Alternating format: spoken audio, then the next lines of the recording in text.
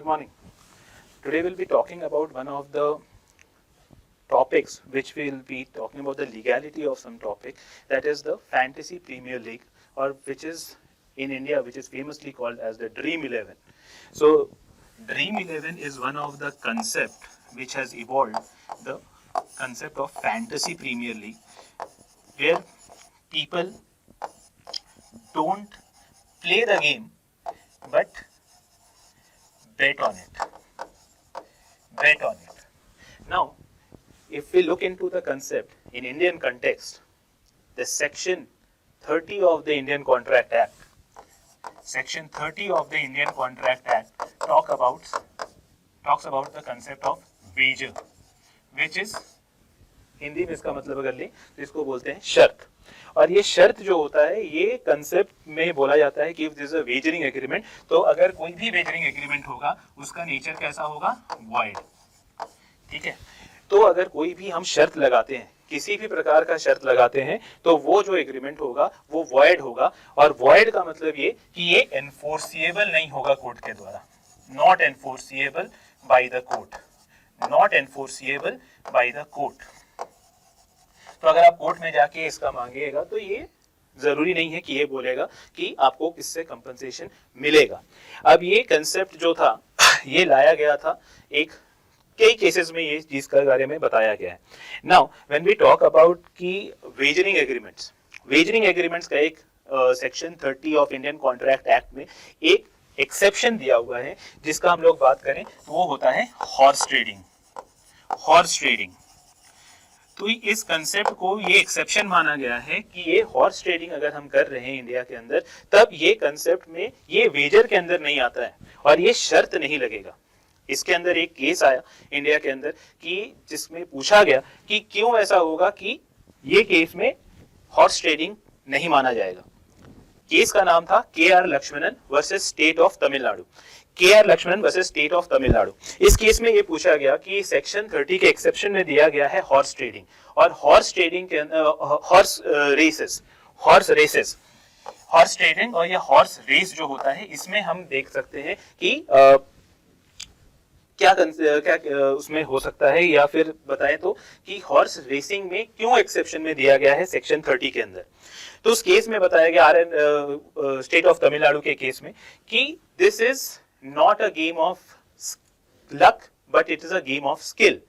Game of skill का मतलब है कि अगर सर्टेन अमाउंट ऑफ रिसर्च है, certain amount of background check किया जाता है, that is not mere a luck but it is a game of chances, not a game of chances but a game of skill। और अगर game of skill है तो अब ये wagering agreement में नहीं आएगा। और अगर वेजरिंग एग्रीमेंट कब होगा, जब आप सिर्फ लक पे डिपेंड कर रहे हैं। लक पे कब हो सकता है, जब हम बोले कि आज शाम में बरसात होगा या नहीं होगा, हम किसी से शर्त लगा लिए, that will be in the nature of wagering agreement.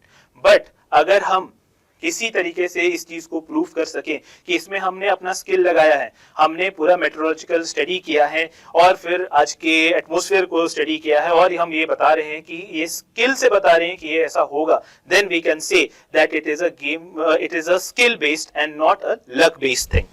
तो अब ये कंसेप्ट जो दिया गया हॉर्स ट्रेडिंग का, ये हॉर्स रेस का ये कंसेप्ट तो रहा, लेकिन इसके बाद जो कंसेप्ट आ गया ड्रीम 11 का, ये भी क्वेश्चन किया गया राजस्थान हाई कोर्ट में कि ये गेम जो खेला जा रहा है ड्रीम 11, ये ड्रीम 11 कैसा होगा। तो ड्रीम 11 क्या ये गेम ऑफ स्किल है या ये सिर्फ लक है।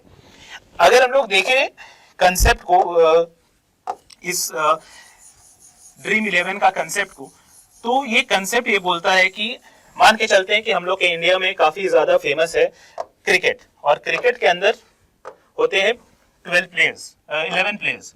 तो 11 प्लेयर्स दोनों साइड में हो गए 22 प्लेयर्स, और ड्रीम 11 में आपको एक टीम बनाना है जिसमें कंसिस्ट करते हैं 11 प्लेयर्स। आउट ऑफ 22 प्लेयर्स आप 11 प्लेयर्स को सेलेक्ट कर सकते हैं, और ये 11 प्लेयर्स को आप पॉइंट दे सकते हैं कि कौन सबसे ज्यादा बढ़िया परफॉर्म करेगा। अब ये आपके परफॉर्मेंस पे डिपेंड करेगा कि आप कौन सा प्लेयर कितना परफॉर्म किया है, और उसके ऊपर आपको प्राइज मनी जीतने का मौका मिलेगा।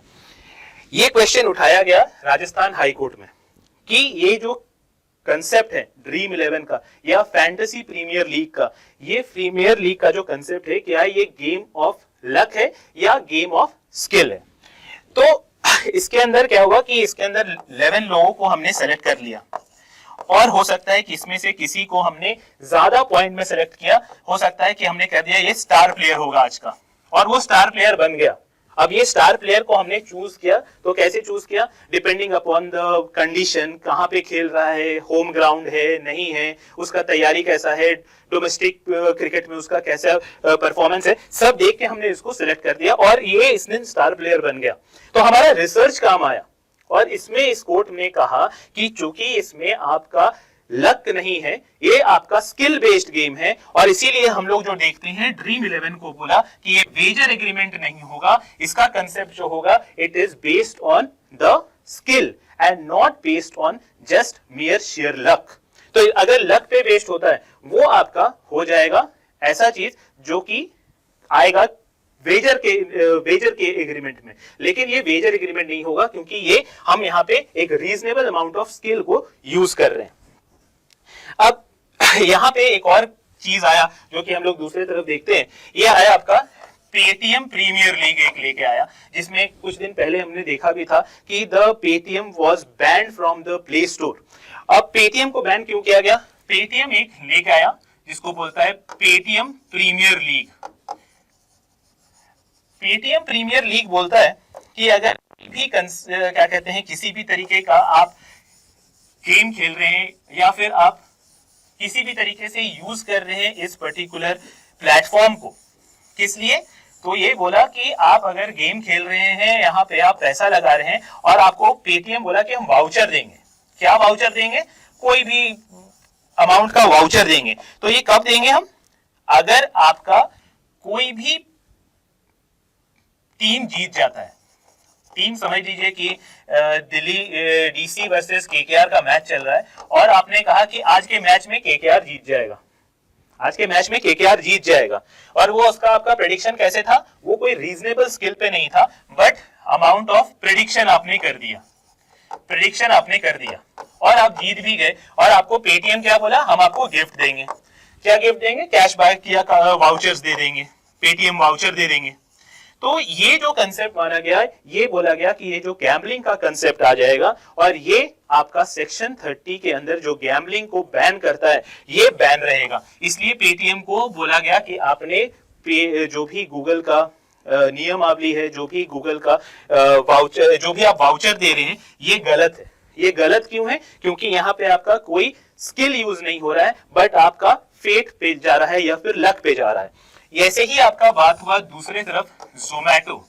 जोमैटो भी एक कंपनी है जो कि डिलीवर करती है फूड आइटम्स को डिलीवर करती है। इसने भी क्या कंसेप्ट निकाला आईपीएल के टाइम में कि आप अगर प्रेडिक्ट करते हैं कि आज सनराइजर जीतेगा या सनराइजर्स हैदराबाद जीतेगा या फिर डेक्कन चार्जर्स जीतेगा, अगर आपका सनराइजर्स हैदराबाद जीत जाएगा तो हम फूड कूपन देंगे आपको। अब ये जो फूड कूपन्स यहाँ पे दिया जा रहा था, ये फूड कूपन्स भी एक तरीके से था, वो हम बोल सकते हैं कि that is a game, not of game of skills but concept that is relating to game which is based on luck. और ये लक के लिए फिर से जोमैटो को बोला गया कि ये आप नहीं कर सकते हैं क्योंकि इससे हो सकता है कि गैम्बलिंग को प्रमोट किया जा रहा है। तो अब बात आ जाता है कि क्या गैम्बलिंग अलाउड है इंडिया में?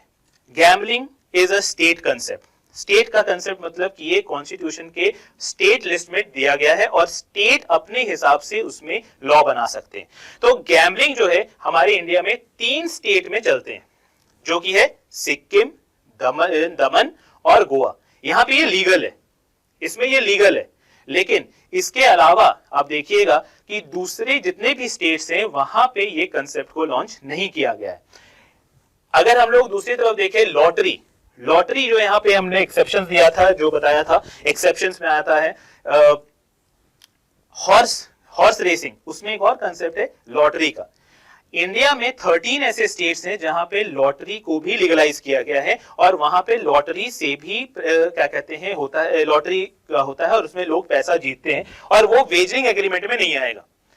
अब अगर डिस्टिंग्विश किया गया सुप्रीम कोर्ट ने इस केस में कि कैसे गेम ऑफ स्किल और game which is based on fate अलग होता है। अगर कोई भी गेम में हम कुछ कर रहे हैं जैसे कि रमी सर्कल का हो गया या ड्रीम 11 हो गया, इसमें रीजनेबल अमाउंट ऑफ स्किल का यूज होता है और वहां पे थोड़ा सा हम लोग फेट को भी यूज करते हैं। बट अगर कोई गेम ऐसा है जिसमें हम सिर्फ फेट के भरोसे हम काम कर रहे हैं और कोई स्किल नहीं यूज कर रहे हैं, तो वो आपका वेजरिंग एग्रीमेंट होगा। लेकिन अगर सर्टेन अमाउंट ऑफ स्किल्स है, सर्टेन अमाउंट ऑफ स्किल के साथ थोड़ा सा लक का सहायता लिया जा रहा है, then that will be a game of skill and that is particularly allowed in our country.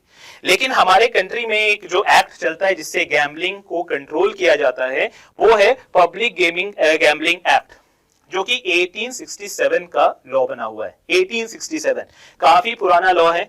हम लोगों ने अभी भी गैम्बलिंग को चेंज नहीं किया है कि ये that can be a concept which can be played in India, but जहां से हमने इस चीज को लिया है, कॉलोनियल रूल से हमने इस चीज को अपनाया था, वहां पे 2005 में इस कंसेप्ट को बता दिया गया कि गैम्बलिंग जो है वो लीगल हो चुका है। लेकिन इंडिया के में आज भी ये चीज यहां पे अभी भी एनफोर्सिएबल नहीं है, प्रोहिबिटेड है।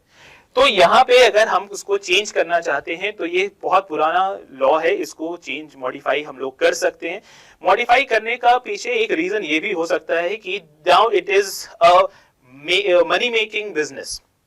अगर हम लोग देखेंगे यूके और चाइना, यूके और चाइना का अगर हम लोग देखें, वहां पे गैम्बलिंग लीगल है, गैम्बलिंग काफी लीगल हो चुका है, वहां पे गैम्बलिंग काफी ज्यादा होता है और गैम्बलिंग को हम लोग लीगल भी कर चुके हैं।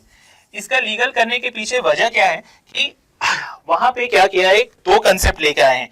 एक कंसेप्ट है कि आप अगर गैम्बलिंग कर रहे हैं, गैम्बलिंग अगर आप कर रहे हैं, उससे आपको क्या होगा, आपको हाई टैक्स देना पड़ेगा, टैक्स जो भरना पड़ेगा उसको काफी ज्यादा है। और दूसरा है, ये क्या है, लीगल कर दिया है, लीगल कर दिया है और हाई टैक्स कर दिया है। तो यहाँ पे क्या है कि जो गवर्नमेंट है उसको काफी ज्यादा रेवेन्यू मिलता है हाई टैक्स से, और लीगल है तभी आप हाई टैक्स ले सकते हैं, तो यहाँ पे उसको काफी फायदा हुआ है। इंडिया भी ऐसा कुछ कुछ काम करती है, जैसे कि सिगरेट जो होती है उसमें क्या कहते हैं, हाई टैक्स कर दिया है और लीगल कर दिया है, लेकिन उसमें भी इंडिया का गवर्नमेंट जो है वो काफी ज्यादा टैक्स कमाती है। व्हाई नॉट गैम्बलिंग, गैम्बलिंग को भी इस एम्बिट में लिया जा सकता है। अगर हम लोग रिसेंट का स्टैटिस्टिक्स देखें, 2019 में अगर हम लोग जो प्रीमियर लीग का है या फिर जो ऑनलाइन गैम्बलिंग है उसका कंसेप्ट बाय यूजिंग स्किल्स का देखें, वो कुछ 930 करोड़ खर्चे वो इन्वेस्टमेंट हुआ था, और वही 2020 में ये बढ़ के 2300 करोड़ बन गया।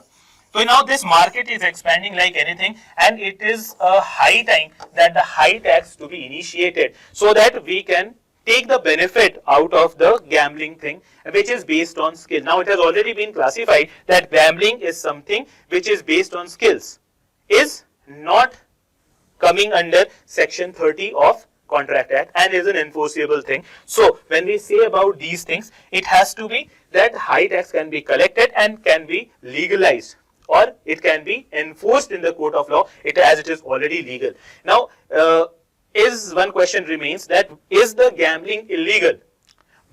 It has been said in the case of Gherulal Parekh that it is not illegal. India में वेजरिंग एग्रीमेंट्स इलीगल नहीं है, बट एनफोर्सिएबल नहीं है। मतलब अगर आप कोर्ट में जाओगे तो उसको आपको वो पैसा नहीं देगा, लेकिन अगर ट्रांजैक्शन खुद में कर रहे हो तो क्या वो इलीगल है? तो वो इलीगल नहीं है।